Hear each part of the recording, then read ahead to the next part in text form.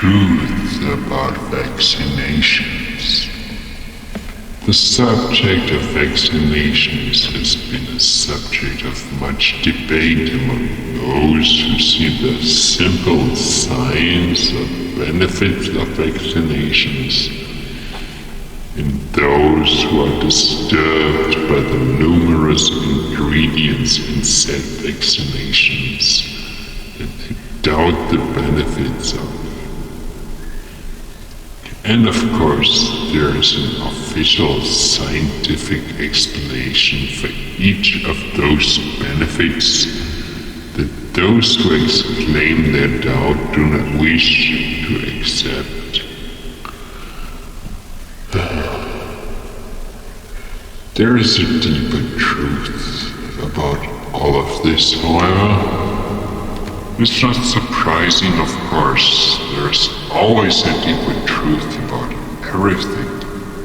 Not the truth that the idiots that social media control mob would tell you about vaccinations not doing what they are told to do, but a much deeper truth than that. There is some concern among those who doubt the worth of vaccines that one of the ingredients is mouse brain. The brain of mice. The brain of a mouse brain, brain of mice. They use these as an argument against vaccines. They put the brain of mice into vaccines, and therefore they argue that there is something more sinister to vaccines than simply immunizing you to any given disease.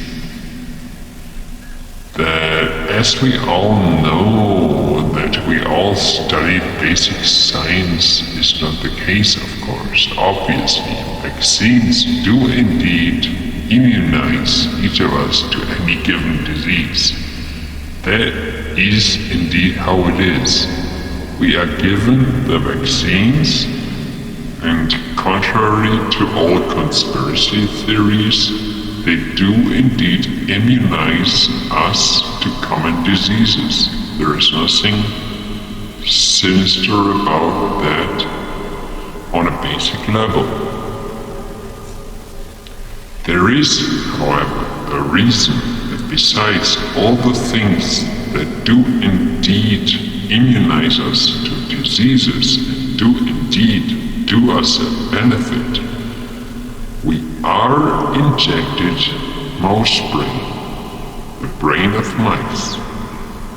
This is something that, as part of the so-called nerdy community, the community that reads more in fiction than it wants to be fed in pop culture, you may know from a fictional tale told by Douglas Adams that mice are the most intelligent race on Earth. That is the thing. Where do you think Douglas Adams got it from? Do you think he came up with it by himself? Do you really believe that? Well, Douglas Adams, he was a very talented and very creative writer, but he did not come up with that idea.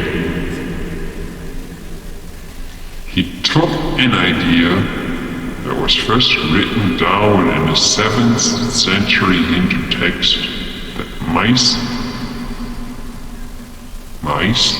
mouses, plural of mouse, were indeed the top of the evolution on Earth.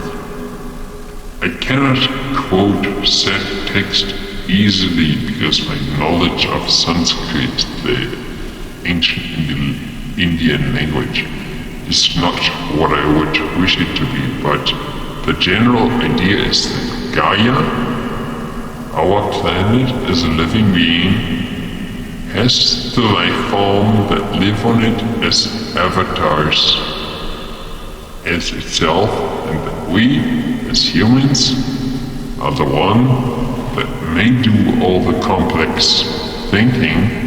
The true superior beings, the true superior avatars of Gaia, are the ones who do all the controlling of the superstructure of Gaia's exterior, and indeed the controlling of the superstructure of Gaia's exterior is the managing of the income and the outcome.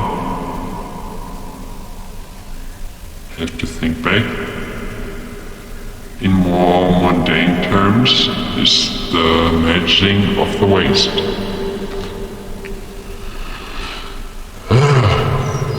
This is difficult.